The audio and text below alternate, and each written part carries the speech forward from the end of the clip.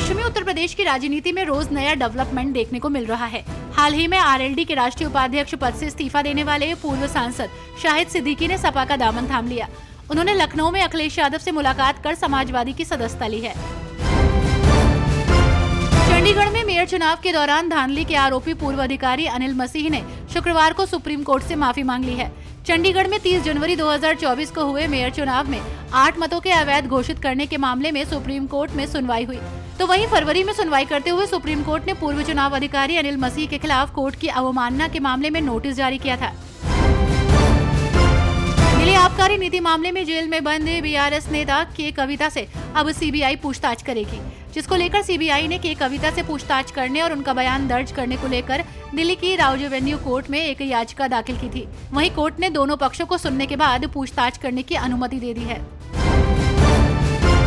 Mafia Mukhtar Ansari के वकील की ओर से उनकी हत्या किए जाने का आरोप लगाते हुए एफआईआर दर्ज कराने के लिए बाराबंकी कोर्ट में दिए गए प्रार्थना पत्र पर सुनवाई हुई।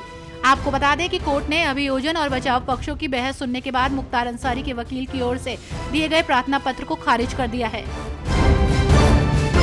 राजस्थान के जोधपुर में कांग्रेस नेता और पूर्व विधायक दिव्या मदेरणा की पुलिस के साथ गर्मागर्म बहस हो गई। गुस्से में दिव्या पुलिस की जिप्सी में जाकर बैठ गई और कहा कि कान खोलकर सुन लेना, किसी भी गांव या किसी किसान के घर जाओगे वहां मैं मौजूद मिलूंगी। खजुराहो में सपा प्रत्याशी का नामांकन निरस्त कर दिया गया है, जिसको लेकर सपा अध्यक्ष अखिलेश यादव ने कहा है कि सपा प्रत्याशी का नामांकन निरस्त करना सरेआम लोकतंत्र की हत्या है।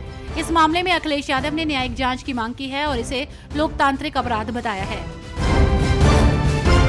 मऊ नगर सहित पूरे जिले में बंदरों के आतंक से लोग परेशान हैं। बंदर अब जानलेवा हो चुके हैं और इस बीच नगर पालिका मऊ अध्यक्ष के नाम एक बच्चे द्वारा पत्र लिखा गया है, जिसमें बच्चे द्वारा बंदरों की समस्या से निजात दिलाने की मांग नगर पालिका अध्यक्ष से की गई है।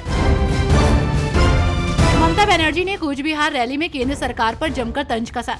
ममता बनर्जी ने कहा कि जब आप अपनी जीत के प्रति इतने कॉन्फिडेंट हैं कि आप ही जीतेंगे तो फिर आप रेड क्यों कर रहे हैं। तो वहीं बीजेपी लोकसभा चुनाव के मॉडल कोड ऑफ कंडक्ट का पालन नहीं कर रही। वो यहाँ तक कह गई कि आप जहरीले सांप पर भरोसा कर सकते हैं लेकिन बीजेपी पर नहीं। केंद्रीय मंत्री और बीजेपी सांसद शांतनु ठाकुर के बयान को लेकर बवाल मच गया है।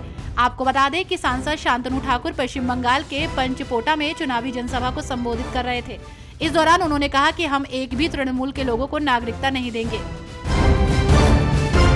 चुनाव आयोग ने आप मंत्री आतिशी को बीजेपी की शिकायत करने को लेकर नोटिस भेजा है। चुनाव आयोग ने नोटिस जारी कर सोमवार तक जवाब मांगा है। चुनाव आयोग की इस कार्रवाई पर आतिशी ने सवाल खड़े करते हुए ईसीआई पर पक्षपात और बीजेपी के कहने पर एक्शन लेने का आरोप लगाया। उन्होंने कहा कि आपकी शिकायत पर चुनाव आयोग कोई कार्रवाई नहीं करता, लेकिन बीजेपी की शिकायत पर अगले दिन ही नोटिस भेज दिया।